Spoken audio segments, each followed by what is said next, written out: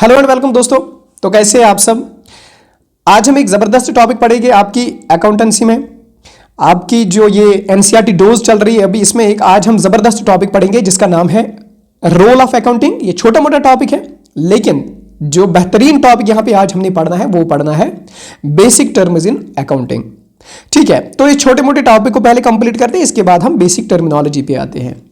तो यहां पे आपकी अकाउंटेंसी, यहां पे जो आपकी एनसीईआरटी है ये लिखती है रोल ऑफ अकाउंटिंग। क्या है रोल अकाउंटिंग का? तो इसमें यहां पे लिखा है कि अकाउंटिंग का रोल डे बाय डे बढ़ रहा है। क्यों? क्योंकि बहुत सारी चेंजेस आ रही है आपकी इकोनॉमिक डेवलपमेंट में, यानी लोग तरक्की कर रहे हैं। जो डिफरेंट नेशंस है वो ज्यादा से ज्यादा तरक्की कर रही है। डेवलपिंग नेशंस डेवलप्ड बन रहे हैं, अंडर डेवलपिंग डेवलप्ड बन रहे हैं। तो ये जो सारी इकोनॉमिक डेवलपमेंट्स हो रही है, इसी ने इस अकाउंटिंग का रोल और ज्यादा बढ़ाया है।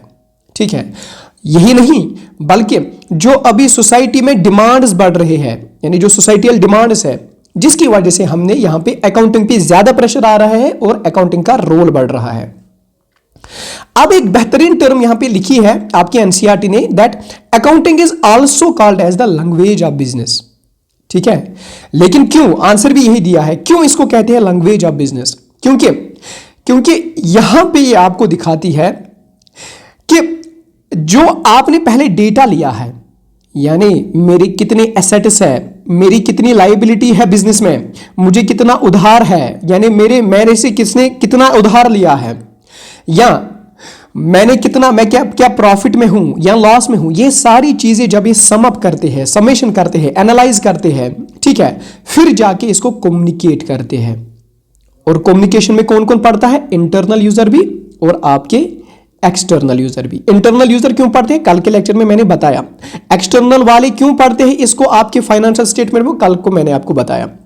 सो सिंपली कहने का मीन्स बस इतना है कि ये जो आपकी ये अकाउंटिंग है, ये लैंग्वेज ऑफ बिजनेस इसलिए है क्योंकि यहां से आपको पता चलती है फाइनेंशियल कंडीशन क्या है एक फर्म की।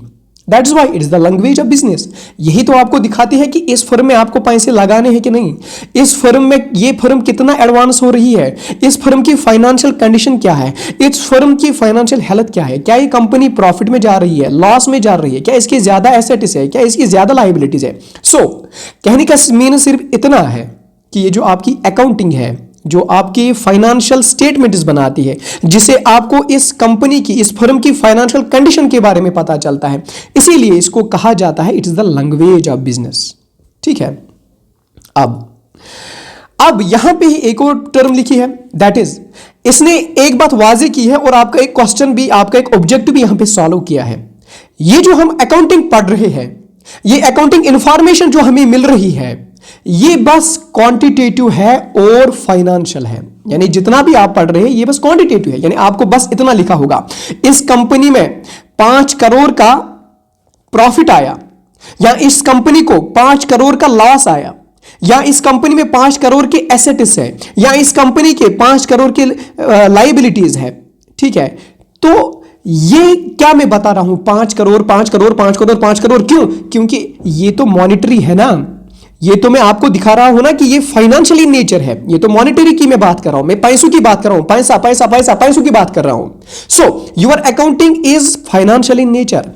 दूसरी बात, it is quantitative in nature. Quantitative मतलब सर हमें क्वांटिटेटिव समझाए, तो क्वांटिटेटिव का मतलब होता है जहां पे आप 1 2 3 4 5 6 7 8 9 10 की बात करें, ठीक है, जस्ट नंबर्स की बात करें, उसको आप कहते हैं क्वांटिटेटिव।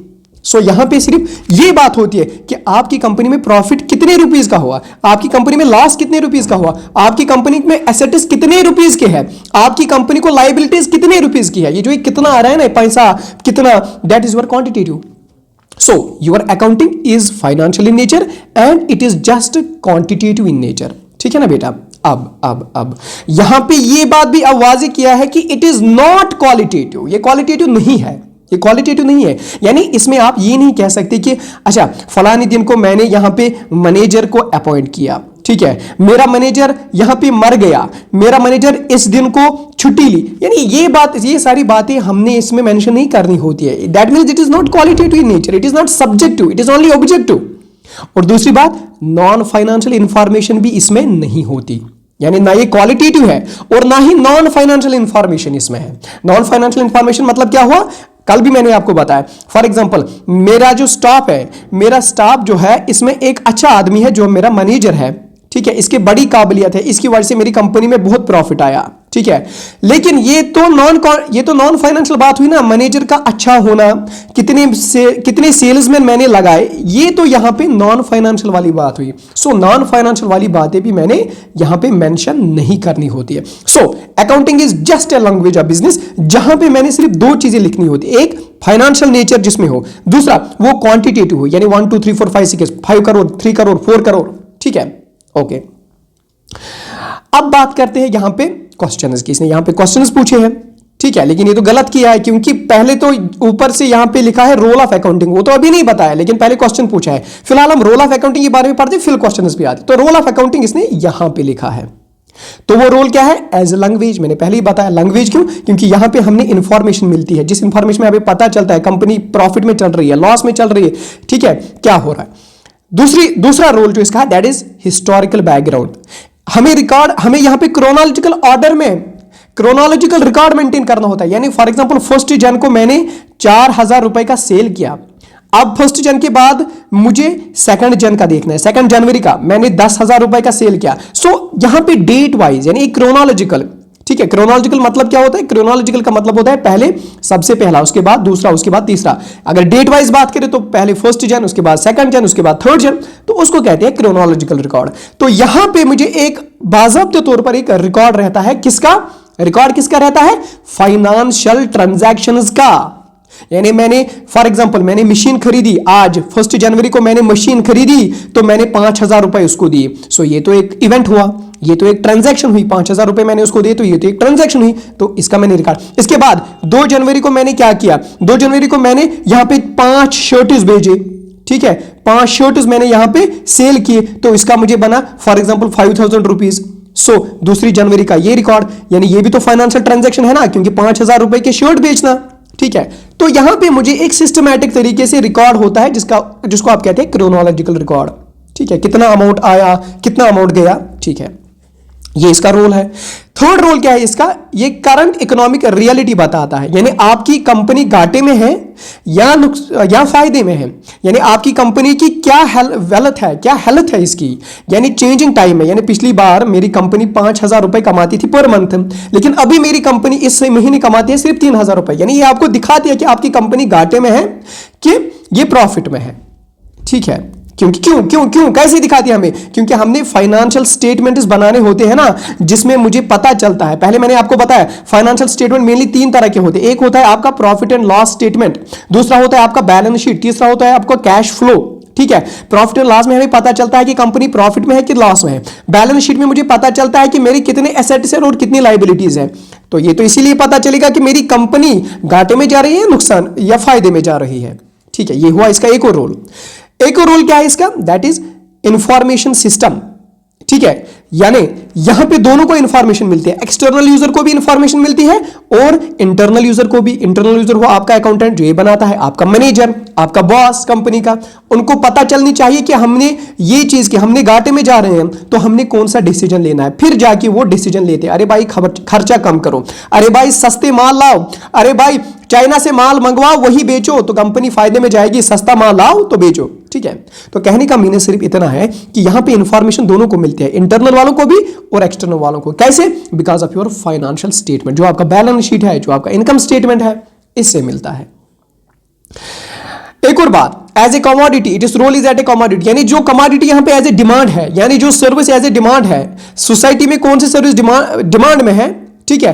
तो ये अकाउंटेंट ही बताता है, ओके, ये प्रोवाइड करेगा या नहीं करेगा, कैपेबल है कि नहीं। तो ये सारी चीजें यहां पे रोल ऑफ अकाउंटिंग में आता है।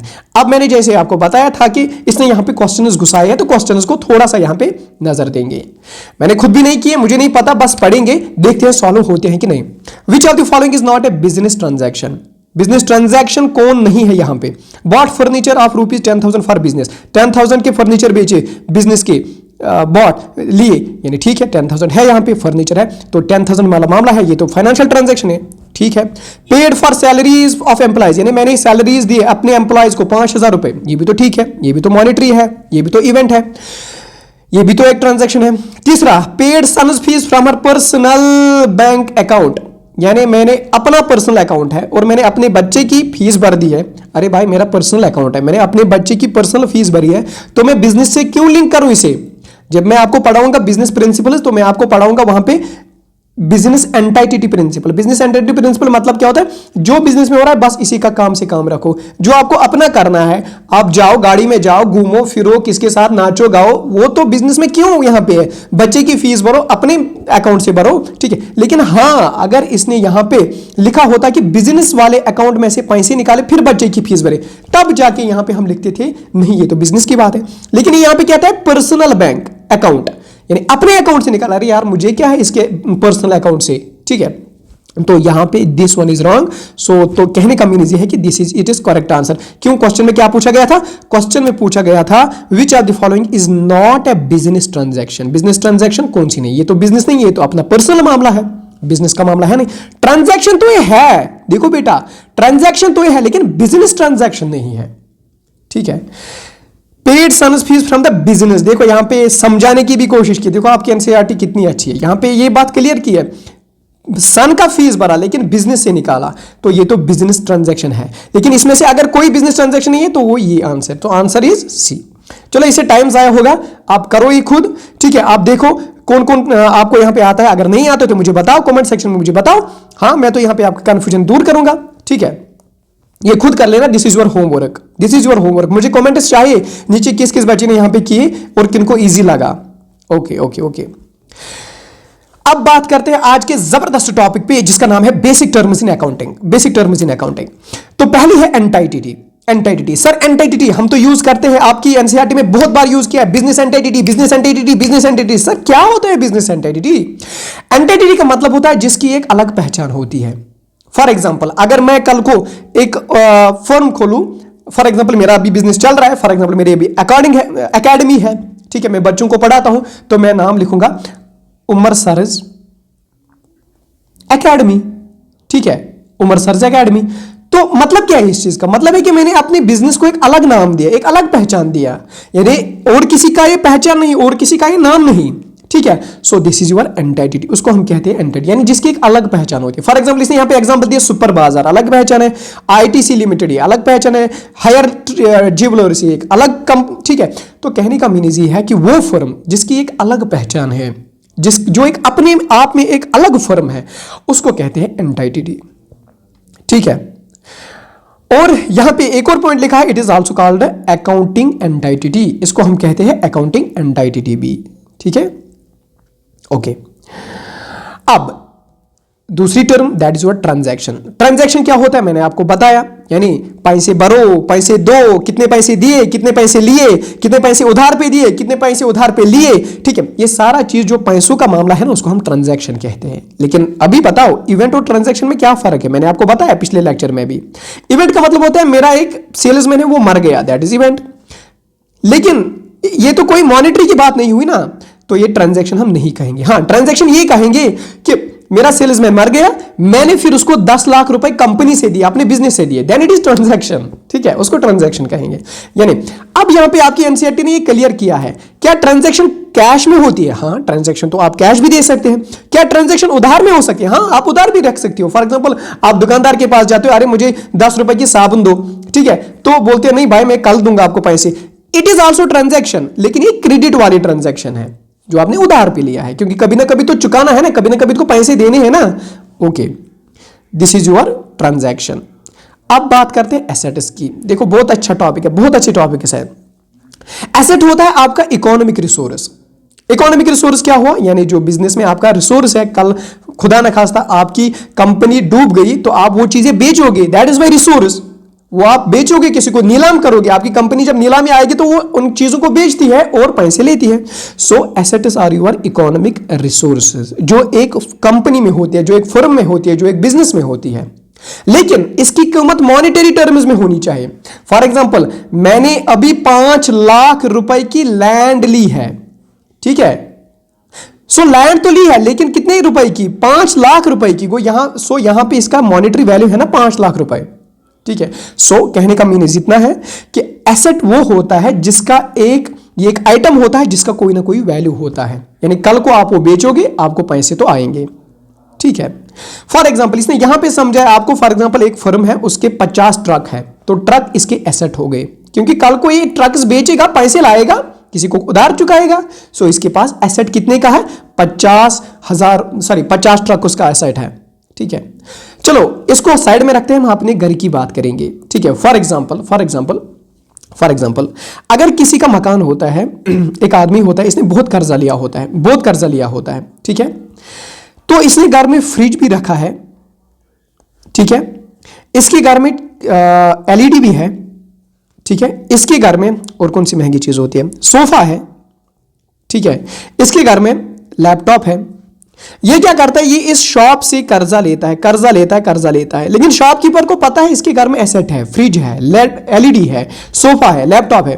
तो शॉपकीपर को जब पैसे नहीं मिलेंगे तो ये जाएगा इसके घर, फ्रिज लाएगा, एलईडी लाएगा, वहां से सोफा लाएगा, लैपटॉप लाएगा, उनको बेचेगा और अपने पैसे वापस लेगा। सो कहने का मीनिंग ये है कि एसेट का मतलब होता है वो सारी आइटम्स जो आप बेच के उनको कुछ पैसे मिलेंगे, that is called an asset, उसी को एसेट कहते हैं। अब एसेट को कहां पे लिखते हैं हम, वो सारी चीजें, for example fridge, LED, sofa, laptop, इन सारी चीजों को हम अगर जब हम बैलेंस शीट बनाते हैं ना, बैलेंस शीट में एक साइड एसेट होता है, दूसरी साइड लायबिलिटी होती है। अगर आप ये सारी चीजें हैं, फ्रिज है, एलईडी है, सोफा, यानी जो चीजें आप बेच के पैसे हासिल करोगे वो आप लिखते हैं asset side of balance sheet. यानी जब हम बैलेंस शीट में आपको सिखाऊंगा तब मैं आपको ये सिखाऊंगा, एक साइड से एसेट लिखना होता है, एक साइड से लायबिलिटीज लिखनी होती है। और एसेट क्या हुआ, अब एसेट हुई यही चीजें, यानी फ्रिज, उसको मैं कहां लिखूंगा, एसेट में। अच्छा टीवी, इसको मैं एसेट साइड में लिखूंगा। अच्छा लैपटॉप एसेट साइड में लिखूंगा, ठीक है। तो ये सारी चीजें आपके एसेट साइड में आती है बैलेंस शीट में। तो ये हुआ आपका एसेट। अब एसेट के टाइप्स होते हैं, करंट एसेट और नॉन करंट एसेट, ठीक है ना बेटा, करंट एसेट और नॉन करंट एसेट। अब यही देखते हैं करंट एसेट और नॉन करंट एसेट में क्या हुआ। ये यहां पे पेज आपको थोड़ा सा उल्टा आया है, लेकिन आप जब एनसीईआरटी खोल के रखोगे, मैं आपको फिर से एक बार कह रहा हूं कि जब भी आप मेरा लेक्चर देखा करोगे, आप प्लीज एनसीईआरटी सामने रखा करो, ठीक है। तो आपको यहां पे मैं सारा कुछ समझाने की कोशिश करता हूं, ठीक है, ओके। तो यहां पे क्या है, अब यहां पे है एसेट। एसेट तो दो तरह के, one is your non current asset and another is current asset, ठीक है। नॉन करंट एसेट क्या हुआ, नॉन करंट एसेट वो एसेट्स है जो मैच्योर होते हैं मोर देन 1 ईयर, जो मैच्योर होते हैं मोर देन 1 ईयर। सर ये मैच्योर मोर देन 1 ईयर क्या होता है, वो क्या होता है हमें समझाओ। हाँ समझाएगी, कोई मसला नहीं, लेकिन फिलहाल यहां पे आते हैं। नॉन करंट एसेट के टाइप्स देखते हैं कौन कौन से हैं। इसका एक टाइप है दैट इज फिक्स्ड एसेट। देखो बच्चों, देखो माय डियर फ्रेंड्स, जो आपको एनसीईआरटी लिखती है ना, आप वही लिखा करो, बाकी बुक्स जो लिखती है उस पे आप नहीं, क्योंकि अगर कल को क्वेश्चन आएगा और आपको क्वेश्चन में एक बुक ये लिखती है, एक बुक वो लिखती है, लेकिन सही वही आंसर माना जाता है जो आपकी एनसीईआरटी में होगा। बहुत सारी बुक्स लिखती है एसेट दो तरह की होते हैं, फिक्स्ड एसेट और करंट एसेट।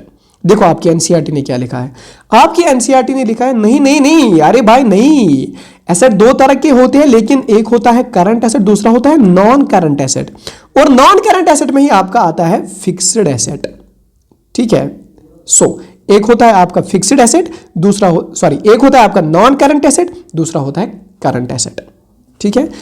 अब यहां पे देखते हैं नॉन करंट एसेट में पहले आता है आपका fixed asset. Sir fixed asset क्या हुआ, फिक्स्ड एसेट इज, यही तो मैंने बोला था अभी, फिक्स्ड एसेट क्या हुआ, for example land, for example building.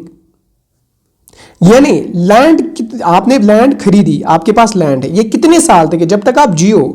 Building है, आपने खरीदी है बिल्डिंग, ये कितने साल तक आपके पास है यार, जब तक आप जिंदा हो, आपके बच्चों को चली जाएगी फिर ये प्रॉपर्टी, फिर उनके बच्चों को। So that's why these are called as fixed assets, ठीक है।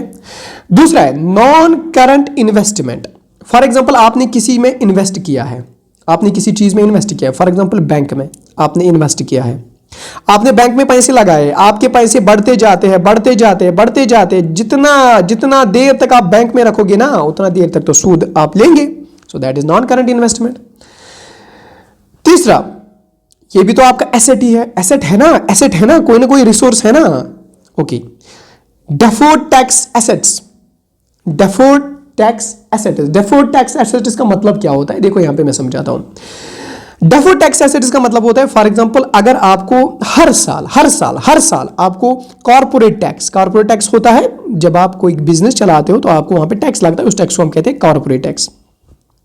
अगर फॉर एग्जांपल आपको कॉर्पोरेट टैक्स देना होता है 5 लाख रुपीज, लेकिन आप गवर्नमेंट को देते हो या किसी को देते हो जो ये टैक्स कलेक्ट करते हैं उनको देते हो 10 लाख रुपीज, तो ये 10 लाख रुपीज आपको तो देने थे 5 लाख, आपने कितना दिए 10 लाख।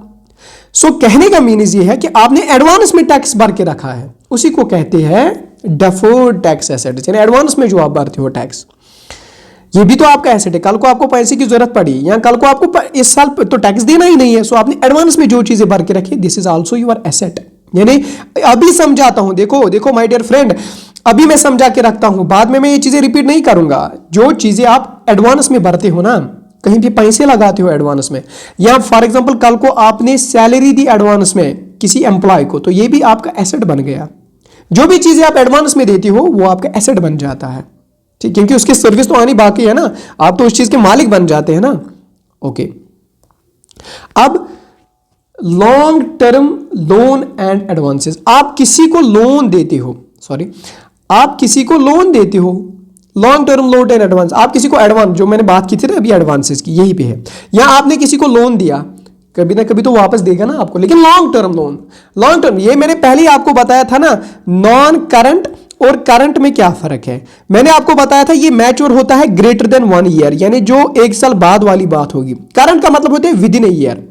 यहां पे मैं आपको समझाऊंगा लॉन्ग टर्म लोन एडवांस का। लॉन्ग टर्म का मतलब होता है कि आपने उसको 5 साल के लिए लिया, यानी ग्रेटर देन 1 ईयर, मोर देन 1 ईयर, आपने उसको मोर देन 1 ईयर के लिए पैसे दिए, एडवांस के लिए पैसे दिए मोर देन 1 ईयर के लिए, या मोर देन 2 ईयर्स, कम से कम 1 साल के बाद वाली जो पीरियड होती है उसको हम कहते हैं नॉन करंट, यानी which matures more than 1 year.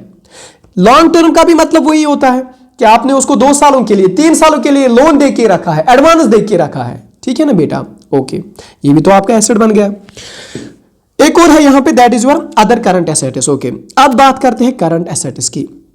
Current asset में कौन कौन आएगा? करंट एसेट में आपका आता है करंट इन्वेस्टमेंट, जो आपने इन्वेस्टमेंट की है लेकिन कुछ महीने के लिए या कुछ साल, 1 साल के लिए, उसको हम कहते हैं current asset.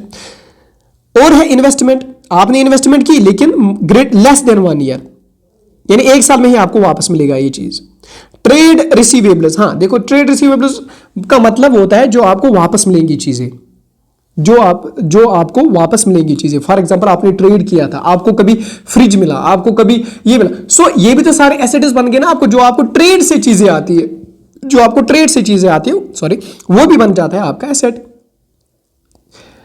Cash and cash equivalents, ठीक है, कैश रखा आपने, cash is also your current asset. Cash है आपके पास या कैश जैसी कोई चीज है, फॉर एग्जांपल गोल्ड, कैश या कैश जैसी कोई चीज, उनको हम कहते हैं करंट एसेट। सर क्यों करंट एसेट उन्हें कहते हैं?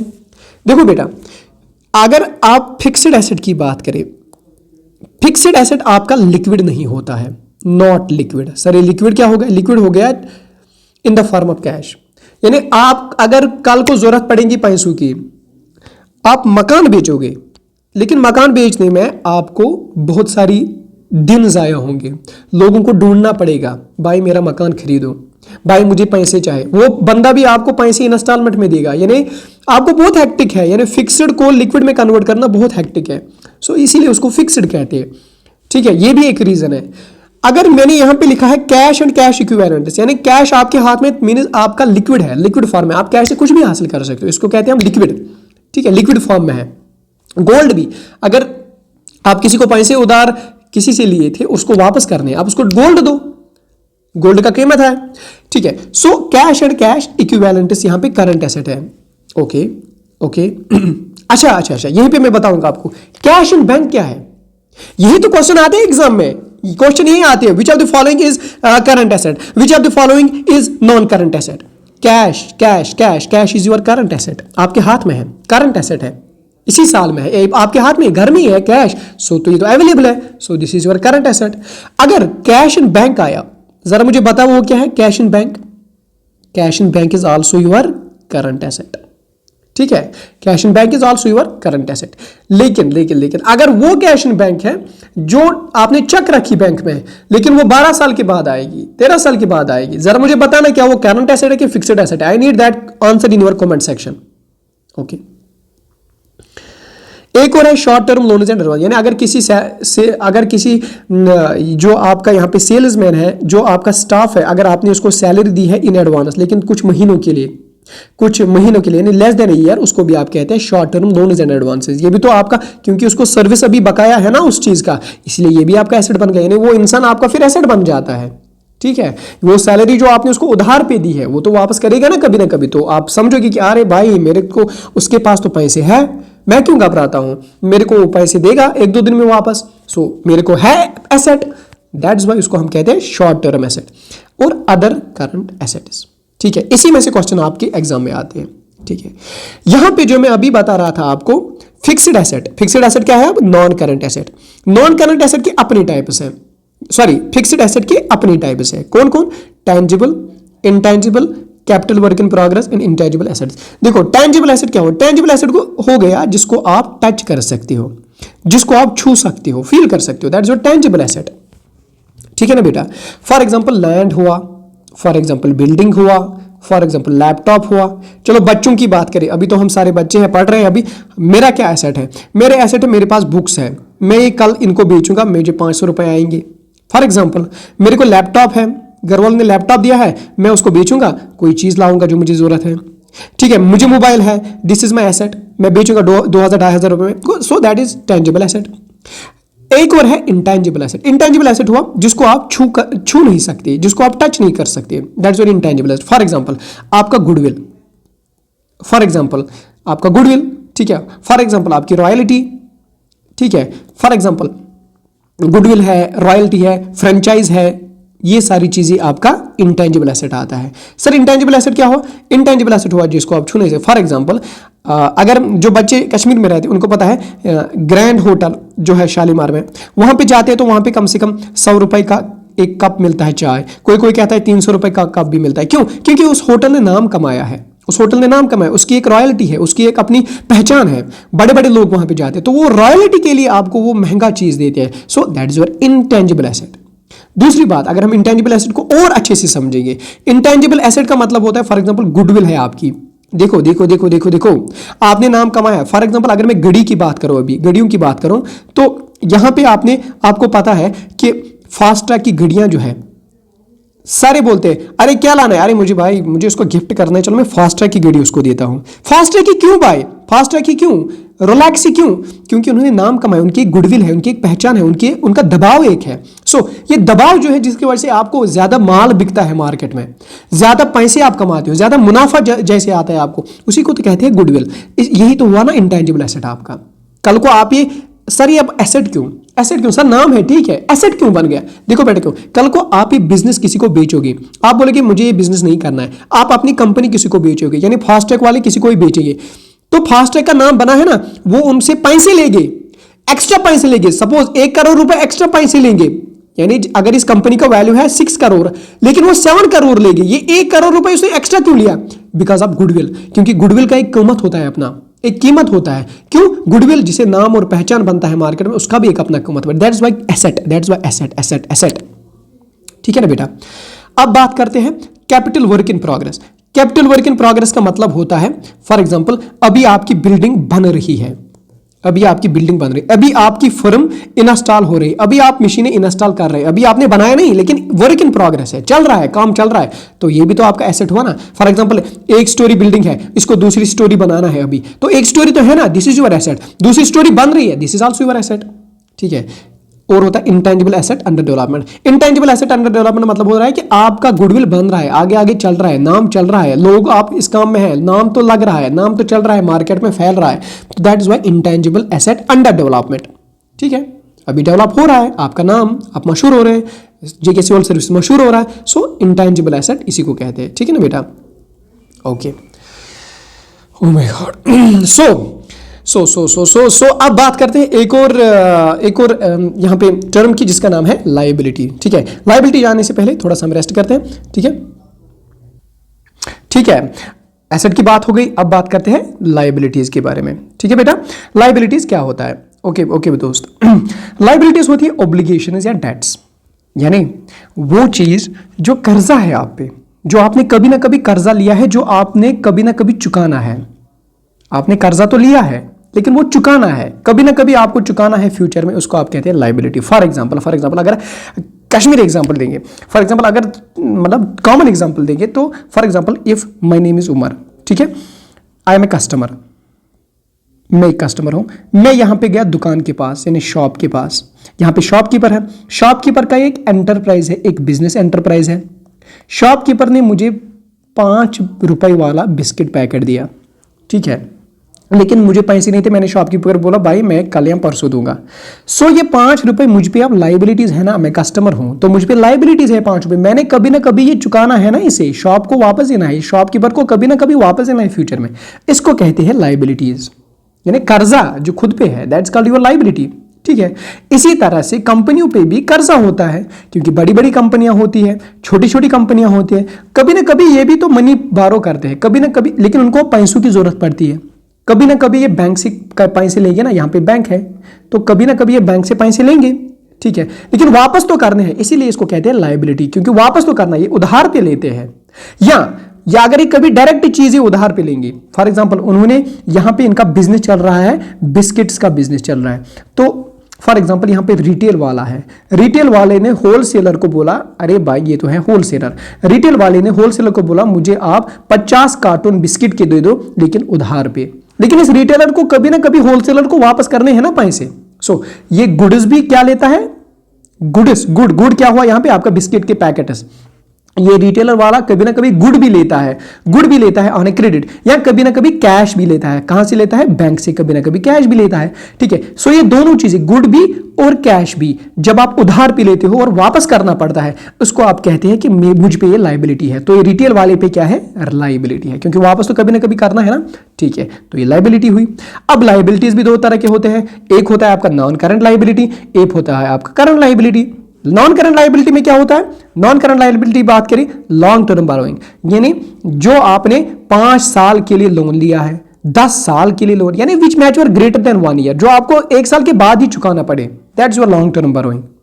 इसी तरह से डेफर्ड टैक्स लाइबिलिटीज, यानी आपने कभी टैक्स नहीं भरा, आप 5 साल के बाद अब टैक्स भरोगे, ठीक है, 2 साल के बाद टैक्स भरोगे। इसी तरह से अदर लॉन्ग टर्म लाइबिलिटीज, यानी आपको किसी से पैसे दिए थे आपने, वो तो वापस करने ही है, लेकिन 2 साल बाद, 3 साल बाद, 3 साल तक लिए थे पैसे, वो तो वापस करने। लॉन्ग टर्म प्रोविजन, इसी तरह से लॉन्ग टर्म प्रोविजन, ये हुआ यहां पे। अब यहां पे स्टाफ को क्या मिला था, यहां पे जो बॉस है कंपनी का, बॉस ने स्टाफ को दिया था ना सैलरी इन एडवांस, तो इस स्टाफ बेचारे को वापस भरना है ना, वो कभी ना कभी वो सैलरी वापस देनी है ना बॉस को। सो इस स्टाफ पे क्या है, ये लाइबिलिटी है। ये तो हुई क्या, नॉन करंट, क्यों, क्योंकि ग्रेटर देन 1 ईयर यहां पे मैच्योर होता है, 1 साल के बाद ही चुकाना पड़ता है। इसी तरह से अब हम बात करेंगे करंट लाइबिलिटी की। करंट लाइबिलिटी का मतलब है शॉर्ट टर्म, जो 1 साल में ही विदिन वन ईयर यहां पे चुकाना है। इसी तरह से ट्रेड पेएबल, जो आपको वापस, ट्रेड पेएबल यानी आप ट्रेड कर रहे हैं, बिजनेस कर रहे हैं, आपको वापस करना है। फॉर एग्जांपल यहां पे है रिटेलर, यहां पे है होलसेलर, रिटेलर ने होलसेलर से 10 पैकेट बिस्किट के लिए होलसेलर से, लेकिन लिटरल को कभी ना कभी पैसे देने हैं ना होलसेलर को, दैट्स कॉल्ड ट्रेड पेएबल, जो आपको पेएबल टर्म है, पेएबल का मतलब जो वापस करना है। इसी तरह से अदर करंट लायबिलिटीज और शॉर्ट टर्म प्रोविजन, यानी जो आपने लिए थे पैसे शॉर्ट टर्म के लिए, वो वापस करना है। तो करंट में शॉर्ट टर्म के लिए, नॉन करंट में लॉन्ग टर्म के लिए, ठीक है ना बेटा। ओके, अब एक और टर्म की बात करते हैं जिसका नाम है कैपिटल। देखो बेटा, कैपिटल क्या होता है, कैपिटल होता है कि जो अमाउंट आपने इन्वेस्ट किया है एक फर्म में, suppose my name is Umar, मैं एक यहां पे अपना एकेडमी खुलाऊंगा, उमर सर्विस एकेडमी। फिलहाल तो मैं जेके सिविल सर्विस के काम कर रहा हूं, लेकिन कल को फॉर एग्जांपल अगर मैं अपनी एकेडमी खुलाऊंगा तो मैं कहूंगा उमर सर्विस एकेडमी। तो इस एकेडमी में मैं बोर्ड लाऊंगा, इस एकेडमी में मैं चेयर्स लाऊंगा, इस एकेडमी में बहुत सारी चीज लाऊंगा, या सीधे पैसे इन्वेस्ट करूंगा।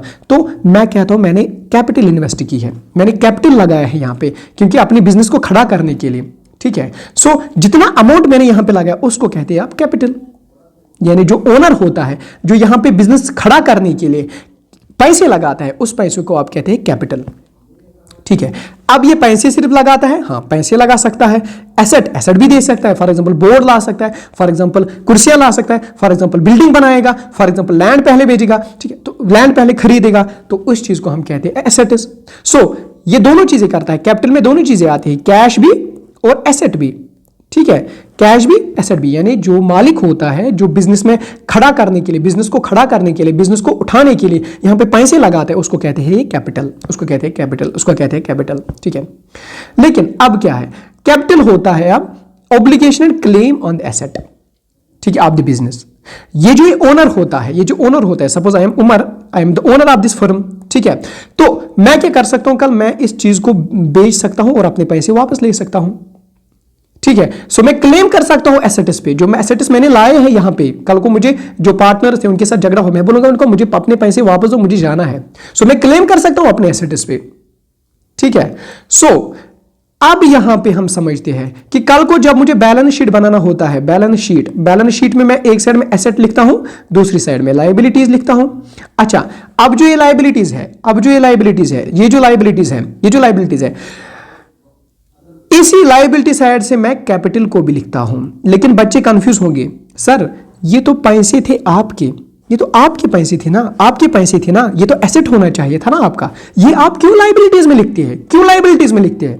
तो बेटा ये किसी ने नहीं समझा है, ना आपकी बुक ने यहां पे समझा है, मैं समझाता हूं। देखो यहां पे है ना बैलेंस शीट, यहां पे है ना एसेट, यहां पे है ना आपकी लायबिलिटीज, ठीक है। ये बैलेंस शीट किसका बनता है? ये किसी ओनर का बनता है? नहीं। ये किसी मालिक का बनता है? नहीं। ये पार्टनर्स का बनता है? नहीं। ये बैलेंस शीट बनता है फर्म का, ये बैलेंस शीट बनेगा कंपनी का, ये बैलेंस शीट बनेगा जिसका नाम है उमर सर्विस एकेडमी, ना कि उमर सर का, बल्कि उमर सर्विस एकेडमी, बल्कि जेके सिविल सर्विस एकेडमी का, ठीक है, बैलेंस शीट, ठीक है। तो ये लायबिलिटी में आएगा कैपिटल, क्यों? क्योंकि इस बिजनेस को कल बोलेगा ना उमर सर, यानी उमर सर का बिजनेस है यहां पे, तो ये उमर सर कल इस बिजनेस को बोलेगा, अरे बिजनेस मुझे वापस दो मेरे पैसे, क्यों? मुझे भागना है, मुझे नहीं रहना अब आप लोगों के साथ, तो मुझे बिजनेस को बोलेगा कि मुझे पैसे वापस करो। सो ये बैलेंस शीट बिजनेस का है, एक फर्म का है, और इस फर्म पे ये हक बनता है कि कल को ये वापस करे।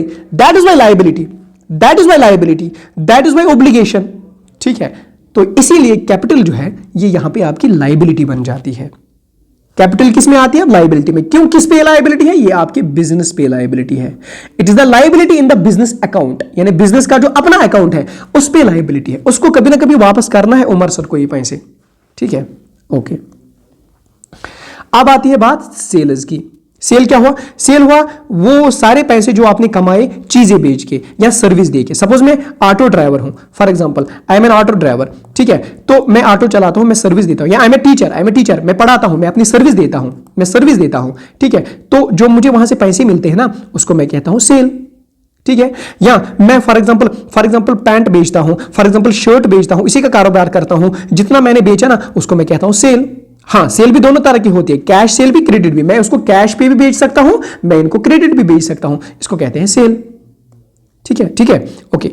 अब बात करते हैं रेवेन्यूज की। रेवेन्यू क्या होता है?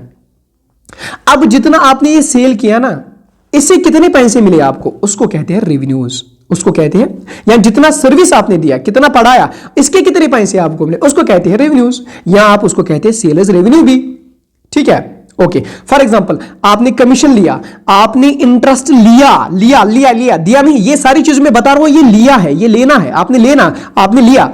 डिविडेंड, यानी किसी का डिविडेंड का मतलब होता है आप किसी कंपनी में 4-5 लोग काम करें, आपका अपना हिस्सा मिला, ठीक है, उसको हम कहते हैं डिविडेंड, ठीक है। इसी तरह से रॉयल्टीज, इसी तरह से रेंट रिसीव्ड, आपको रेंट आया, यहां पे सब कुछ आना है आपके हक में, आपके अकाउंट में पैसे आएंगे, इसी को कहते हैं revenue. So revenue is also called income, इसीलिए इसको इनकम भी कहते हैं, क्योंकि आपको इनकम आएगा। अब बात करते हैं एक्सपेंसेस की। एक्सपेंसेस हो गया खर्चा, कितना खर्चा। देखो बेटा आज के लेक्चर में हम पढ़ेंगे एक्सपेंस और एक्सपेंडिचर की डिफरेंस, ठीक है। पहले एक्सपेंडिचर की बताता हूं, ठीक है। एक्सपेंडिचर और एक्सपेंस की डिफरेंस क्या है? एक्सपेंस और एक्सपेंडिचर की डिफरेंस क्या है? देखो फॉर एग्जांपल आपने अभी एक मशीन लाई, क्या लाई? एक मशीन लाई और एक पेंसिल लाया, ठीक है। पेंसिल आपने लाया 5 रुपीज में, और ये कितने, ये एक दिन में आपको एग्जॉस्ट हो गया, खत्म हो गया एक दिन में। लेकिन मशीन जो लाई ये 5 साल तक चली, या इन्फिनाइट टाइम तक चली, ठीक है, तो इस पेंसिल को मैं कहूंगा एक्सपेंस। ठीक है, क्योंकि ये 1 साल में ही खत्म हो गया, 1 दिन में ही खत्म हो गया। ये जो मशीन है ये 5 साल तक चली, यानी ग्रेटर देन 1 ईयर, इसको मैं कहता हूं एक्सपेंडिचर। यानी वो चीजें जो मोर देन 1 ईयर चले, जिन पे मैंने खर्चा करके 1 साल से ज्यादा काम लिया, 1 साल से ज्यादा बेनिफिट लिया, उनको मैं कहता हूं एक्सपेंडिचर। लेकिन जो चीजें मुझे, जिनका बेनिफिट मुझे बहुत कम टाइम के लिए मिलेगा, मैंने पेंसिल लाया वो खर्च हो गया, मैंने खाना लाया वो मैंने खा लिया, मैंने कुछ और चीज लाई वो मुझे फोन, तो मुझे 2 महीने में खर्च हो गया। ठीक है, तो इन चीजों को मैं कहता हूं एक्सपेंस, यानी जिनका शॉर्ट पीरियड में जो एग्जॉस्ट होंगे उनको हम कहते हैं एक्सपेंस। लेकिन जो चीजों पे, जिन चीजों पे मैंने खर्चा किया, जिन चीजों पे मैंने पैसे लगाए, जिन चीजों पे मैंने पैसे लगाए लेकिन उनका बेनिफिट मुझे मोर देन 1 ईयर हुआ, उनको मैं कहता हूं एक्सपेंडिचर। एक्सपेंडिचर की एग्जांपल यहां पे अच्छी लिखी है आपकी टेक्स्ट बुक में। फॉर एग्जांपल यहां पे लिखा है purchase of goods, purchase of machinery, purchase of furniture. ठीक है, ये सारी चीजें it comes under your expenditure. और एक्सपेंस की क्या बात है, एक्सपेंस वो पीरियड हुआ यानी जो एक छोटा सा पीरियड होता है। ठीक है, फॉर एग्जांपल सैलरीज, वेजेस हर महीने तो मिलती है, खत्म ही होते हैं। इंटरेस्ट हर महीने मिलती है, खत्म होती है। लाइट वाटर हर महीने बिल पे करनी होती है ना, यानी ये जो हर महीने का काम है ना, हर महीने का काम, less than year, less than क्या, जिनका बेनिफिट आपको छोटे टाइम तक रहते हैं, उनको हम कहते हैं एक्सपेंसेस। ठीक है, ओके ओके ओके ओके। एक और टर्म जो यहां पे आपको एग्जाम, मैं चाहता हूं कि कोई पॉइंट ना छूटे, कोई पॉइंट ना छूटे। जो मैंने यहां पे आपको रेवेन्यू पढ़ाया ना, जो एक्सपेंस, सॉरी, जो मैंने आपको एक्सपेंस पढ़ाया ना, उसको हम कहते हैं रेवेन्यू एक्सपेंडिचर भी। और जो एक्सपेंडिचर पढ़ाया ना, इसको हम कहते हैं कैपिटल एक्सपेंडिचर भी। ठीक है, ओके। अब बात करते हैं प्रॉफिट की। प्रॉफिट क्या हुआ, प्रॉफिट हुआ अगर आपको रेवेन्यू माइनस एक्सपेंस। ठीक है, रेवेन्यू माइनस एक्सपेंस अगर आपको ज्यादा आया, अगर आपको मोर आया, तो वो कितना आया। फॉर एग्जांपल मैंने यहां पे 10 रुपए की सेल की, ठीक है, लेकिन मुझे वो चीज बनाने में सिर्फ 7 रुपए लगे थे, यानी पूरा खर्चा 7 रुपए का था, लेकिन मैंने 10 रुपए को उसको बेचा, तो मुझे 3 रुपए का क्या आया, प्रॉफिट आया। उसको हम कहते हैं प्रॉफिट। क्या हुआ प्रॉफिट, रेवेन्यू माइनस एक्सपेंस। ठीक है, ओके। अब बात करते हैं गेन की। गेन क्या हुआ, गेन हुआ इंसिडेंटल टू द बिजनेस, यानी पता ही नहीं चला, अरे यार मुझे पैसे मिल गए। अरे कैसे मिल गए, अरे भाई जो मैंने लैंड यहां पे जो मैंने लैंड पिछले साल खरीदी थी ना, वो मैंने खरीदी थी 3 करोड़ रुपए में, लेकिन पता है इस बार मुझे कितना आया, मुझे आता है इसका 13 करोड़ रुपए, मुझे आता है इसका 15 करोड़। ठीक है, यानी जो इंसिडेंटल गेन होता है उसको हम गेन कहते हैं। ठीक है, फॉर एग्जाम्पल मैंने एक कोर्ट में केस जीता, मेरा कोर्ट में था केस, मैंने जीता। जैसे आपने देखी होगी मूवी खट्टा मीठा मूवी में क्या होता है, वो जो सचिन टिचकुले होता है उसको कोर्ट में जब वो केस जीता है तो उसको रोड रोलर मिलता है।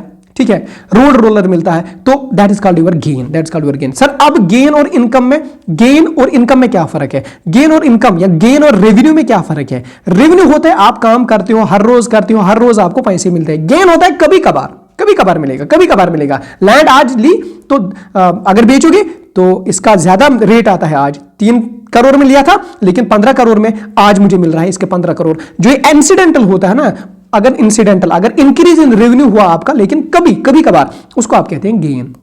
ठीक है, और अब बात करते हैं लॉस की।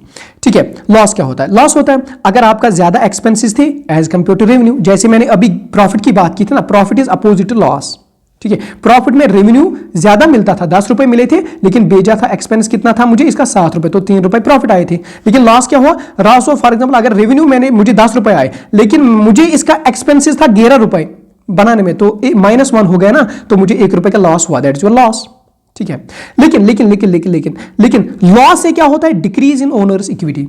ओनर की इक्विटी डिक्रीज होती है। What is owners equity, owners equity क्या होती है, ओनर्स इक्विटी होती है capital is your owners equity, यानी जो ओनर्स के पैसे है ना, जो ओनर्स के पैसे उसको आप कैपिटल कहते हैं। अभी भी मैंने बताया, जब लॉस होगा बेचारे को, तो कैपिटल में लॉस होगा ना, तो ओनर को बेचारे को लॉस होगा ना, ऑब्वियसली। अच्छा, अगर लॉस इसका डिक्रीज करता है इन्वेस्टमेंट, अगर लॉस से कैपिटल डिक्रीज होता है, तो गेन से क्या होगा, प्रॉफिट से क्या होगा, ऑब्वियसली उनसे तो इंक्रीज होगा। ये क्वेश्चन आंसर के बहुत चांसेस है।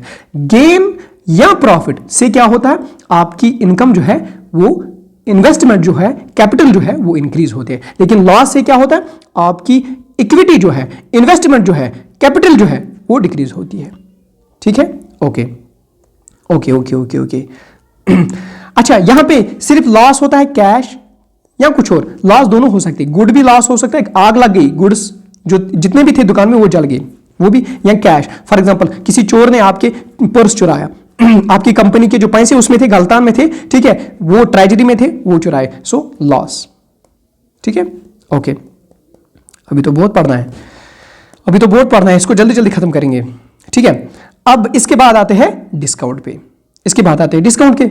डिस्काउंट क्या होता है? डिस्काउंट दो तरह के होते हैं। डिस्काउंट होते हैं, एक तो होता है ट्रेड डिस्काउंट, दूसरा होता है कैश डिस्काउंट। देखो ट्रेड डिस्काउंट क्या हुआ और कैश डिस्काउंट क्या हुआ, ये तो सबको पता होगी। ट्रेड डिस्काउंट हुआ, फॉर एग्जांपल यहां पे है आपका, यहां पे है आपका मैन्युफैक्चरर। मैन्युफैक्चरर किसको माल बेचता है? ये बेचता है माल डिस्ट्रीब्यूटर को, डिस्ट्रीब्यूटर माल बेचता है सुपर स्टॉकिस्ट को, सुपर स्टॉकिस्ट माल बेचता है होलसेलर को, होलसेलर माल बेचता है रिटेलर को। ठीक है, मैन्युफैक्चरर बोलता है उसको, चलो मैं आपको 30% का डिस्काउंट देता हूं, यानी फॉर एग्जांपल अगर 100 रुपए का ये एक पैंट है, मैं आपको 70 रुपए में देता हूं।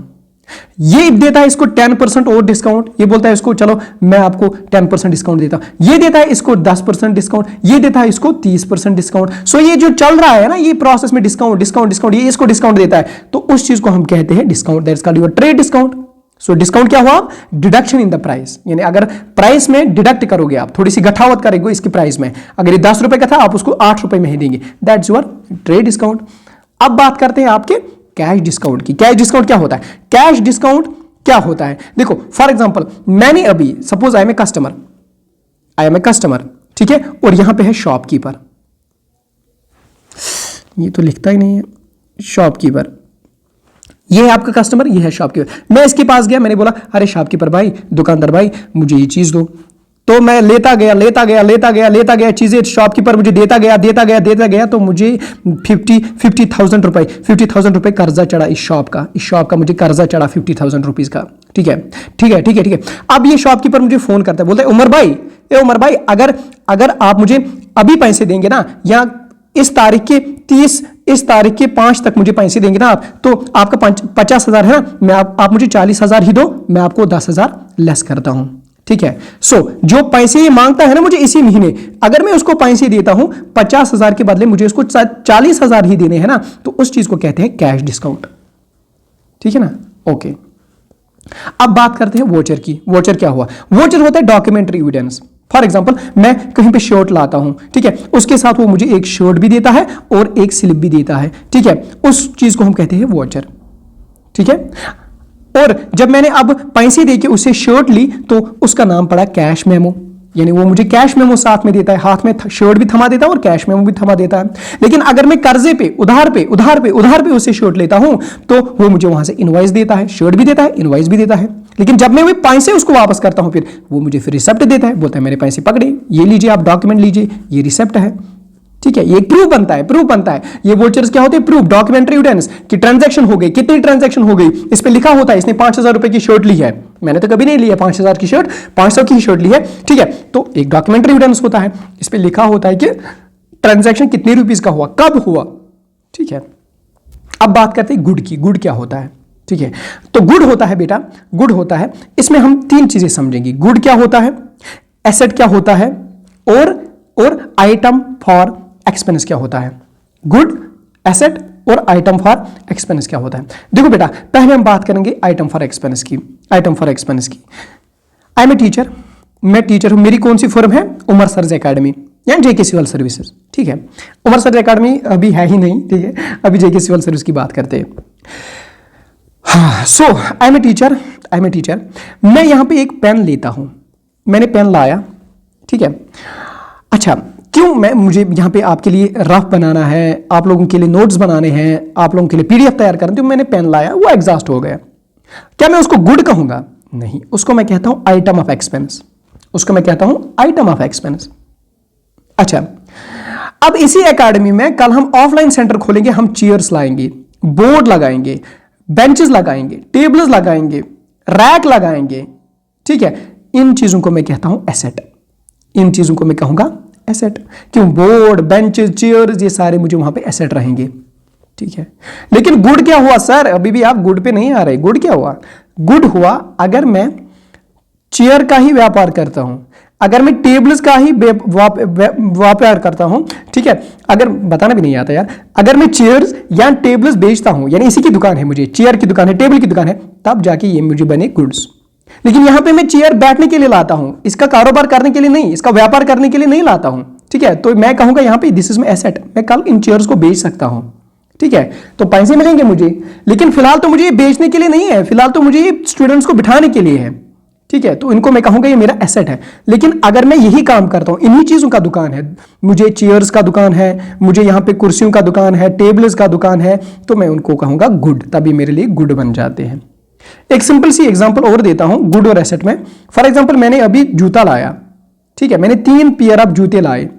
एक मैंने अपने पापा के लिए जूते लाए, दूसरा मैंने मेरे भाई के लिए लाए जो मेरा है ही नहीं, ठीक है, और तीसरा मेरा कोई भाई नहीं, ठीक है, और तीसरा मैंने अपने लिए लाए। फॉर एग्जांपल 3 पेयर मैंने जूते लाए।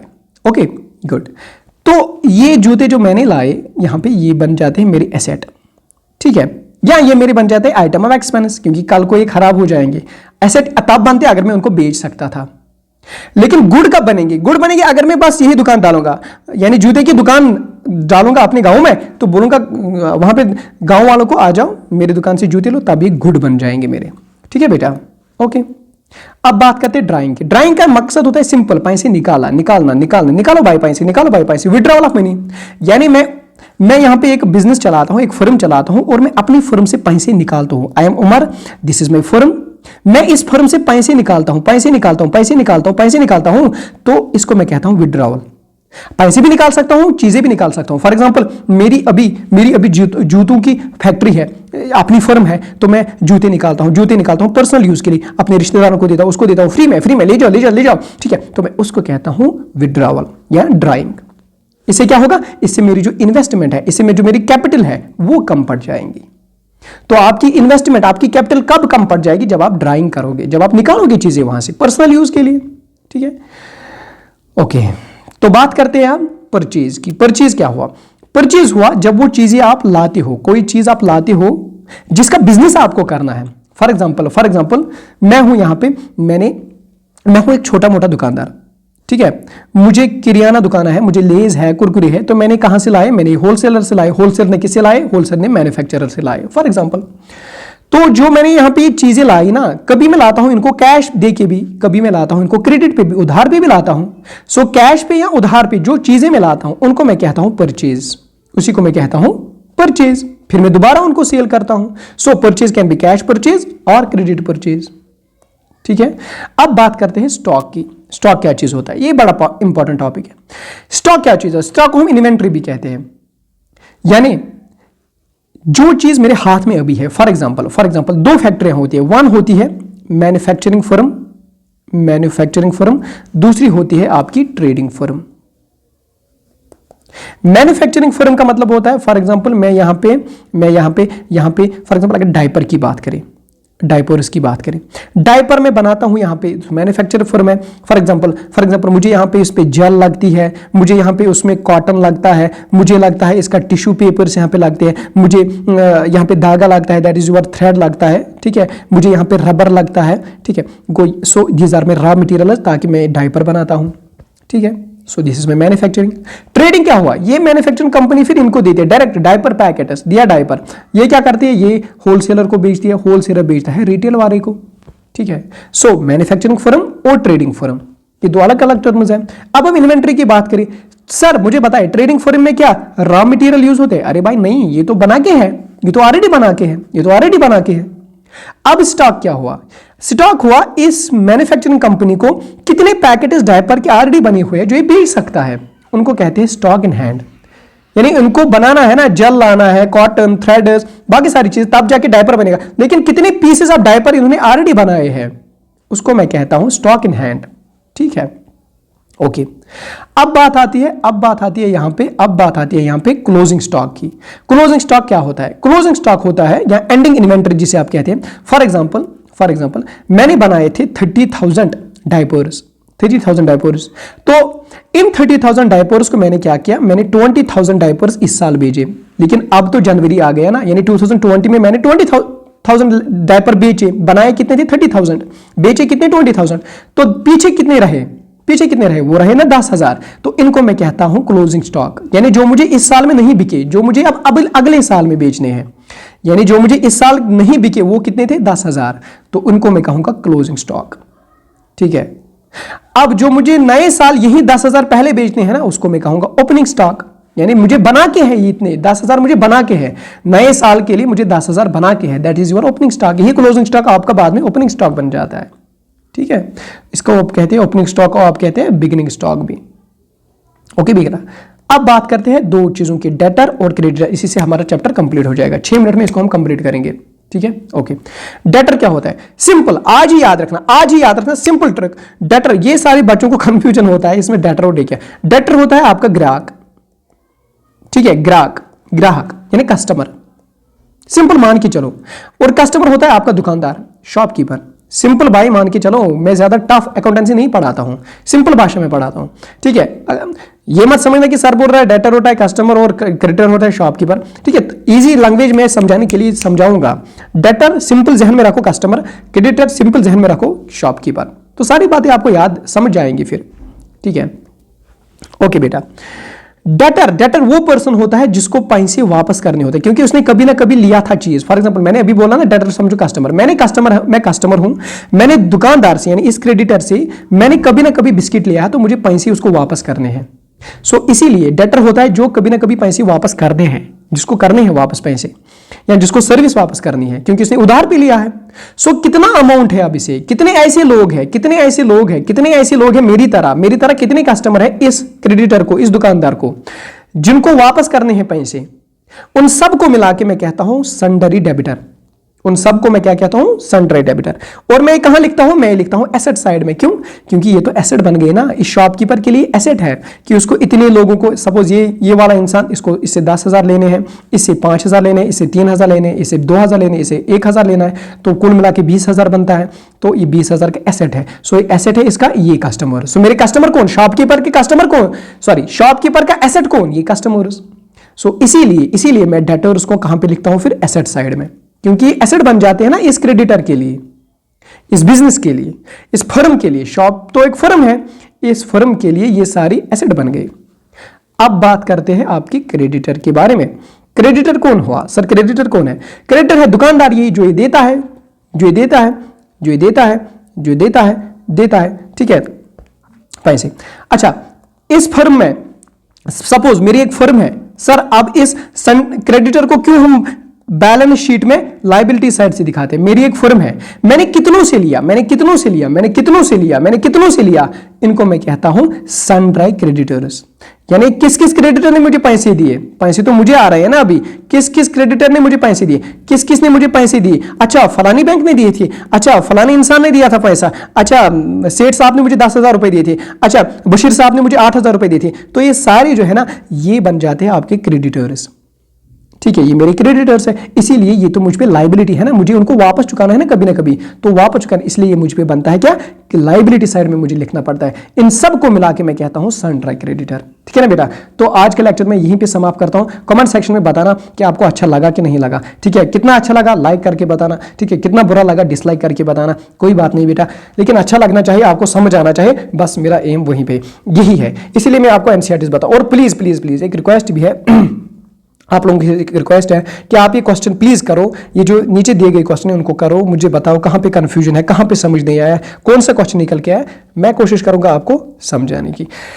ओके माय डियर फ्रेंड्स, हाँ ये जो है ना, ये टेबल मुझे लिख के बताना, ये टेबल करके रखना प्लीज, ये आपका होमवर्क है। ठीक है, ये टेबल डिसाइड करेगा कि आपको समझ आया कि नहीं, करंट एसेट क्या है, नॉन करंट क्या है, लायबिलिटी कौन है, नॉन करंट लायबिलिटी कौन है। ठीक है, okay my dear friends, bye.